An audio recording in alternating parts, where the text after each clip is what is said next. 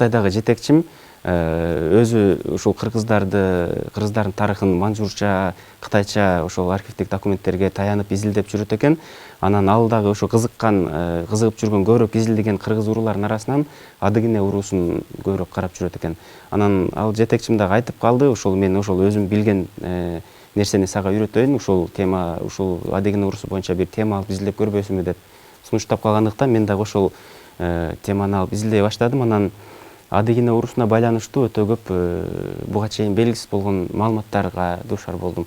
Мисалы, биз буга чейин Кытай ошо Циндоруна тиешелүү кытайча жазылган булактардан билебиз да, ошо Адыгине уруусу каерде жашаган, өз ичине кайсы урууларды камтыган, кимдер башкарган деген сыяктуу. А бирок манжурча архивдик документтерде ошол маалыматтардан дагы тереңирээк, дагы деталдуу ушундай маалыматтарды ала алат экенбиз. Анткени